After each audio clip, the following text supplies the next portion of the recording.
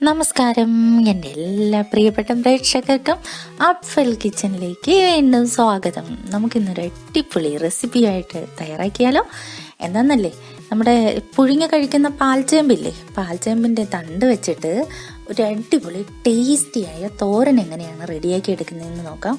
വളരെ ടേസ്റ്റിയാണ്. വേറെ ഏത് പച്ചക്കറി കൊണ്ട് ഉണ്ടാക്കുന്നതിനേക്കാളും വളരെ ടേസ്റ്റിയായ ഈ തോരൻ എങ്ങനെ ഉണ്ടാക്കിയെടുക്കാമെന്ന് നോക്കാം. അപ്പോൾ ഈ ചേമ്പിൻ്റെ താള് വെച്ചിട്ട് തോരൻ റെഡിയാക്കാനായിട്ട് ഞാൻ ആദ്യം തന്നെ ഇവിടെ കുറച്ച് ചേമ്പിൻ്റെ താളാണ് എടുത്തിരിക്കുന്നത്. ഇതുപോലെ ഒന്ന് മുറിച്ച് കഴുകി വെച്ചിട്ടുണ്ട്. ഇനി ഇതിനെ നമുക്ക് തോലുരിച്ച് നന്നായിട്ടൊന്ന് ചെറുതായിട്ട് അരിഞ്ഞെടുത്തിട്ട് വരാം. അപ്പോൾ നമ്മുടെ ചേമ്പിൻ്റെ താളെല്ലാം ഞാൻ ഇതുപോലെ നുറുക്കി വെച്ചിട്ടുണ്ട്. അതിൻ്റെ ഒപ്പം തന്നെ ഒരു സവാളയും കൂടി അരിഞ്ഞു വെച്ചിട്ടുണ്ട്. ഇതിങ്ങനെ കാണാൻ നേരത്തെ ഒത്തിരി ആയിട്ട് ഇരിക്കുമെങ്കിലും നമ്മൾ വെച്ചെടുക്കുമ്പോൾ അത് ഇച്ചിരി ആയിട്ട് മാറും കേട്ടോ.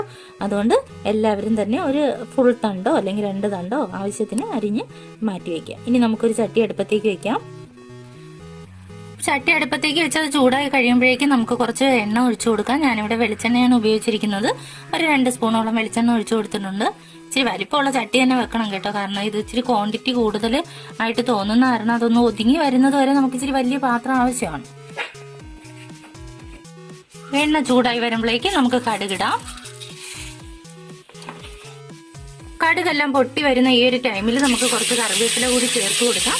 അതിനുശേഷം നമ്മൾ തയ്യാറാക്കി വെച്ച ചേമ്പിന്റെ താളും സവോളയും കൂടി ചേർത്ത് അതിനകത്തേക്ക് ഇട്ട് കൊടുക്കാം. ഇതെല്ലാം അതിനകത്തേക്ക് ഇട്ട് കഴിഞ്ഞിട്ട് അതിന്റെ പുറത്തേക്ക് നമുക്ക് ഏകദേശം ഒരു സ്പൂണോളം ഉപ്പുപൊടിയും കൂടി ഇങ്ങനെ വിതറി കൊടുക്കാം.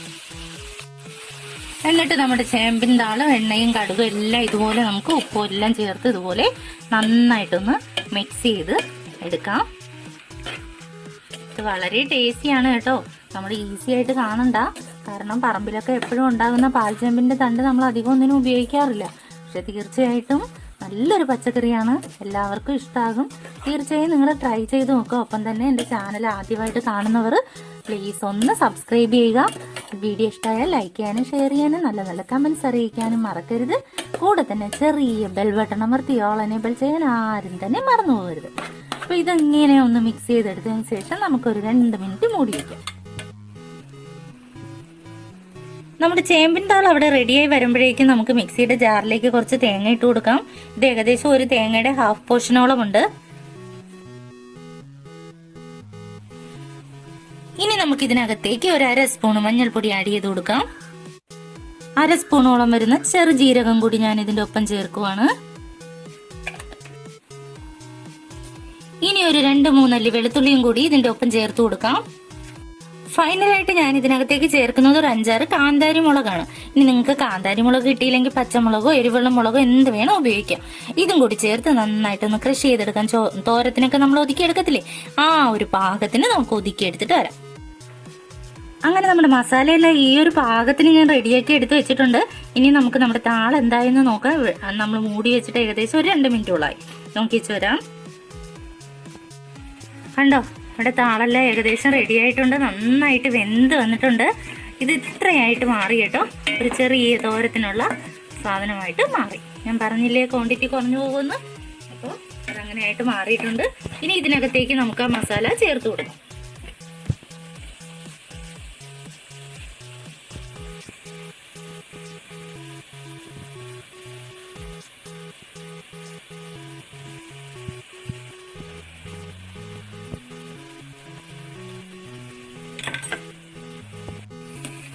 ഇനി ഇത് നമുക്കൊന്ന് 1 മിനിറ്റോളം ഒതുക്കി വെച്ച് ഒന്ന് ഹൈ ഫ്ലെയിമിൽ വെച്ച് ഞാൻ എടുക്കുവാണ്, കാരണം എൻ്റെ ചേമ്പിൻ താൾ ഇവിടെ നന്നായിട്ട് വെന്ത് കഴിഞ്ഞു. അപ്പോൾ ഇനി ഒരു ഹൈ ഫ്ലെയിമിൽ വെച്ച് ഒന്ന് ഒതുക്കി ആ മസാല ഒന്ന് വേകാൻ വേണ്ടി മാത്രം വിട്ടു കൊടുക്കാം.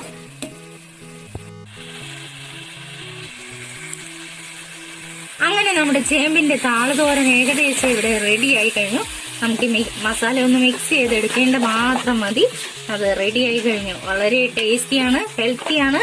നിങ്ങൾ തീർച്ചയായും ഇത് ട്രൈ ചെയ്ത് നോക്കുക. എന്നിട്ട് ഫീഡ്ബാക്സ് ഒക്കെ അറിയിക്കുക.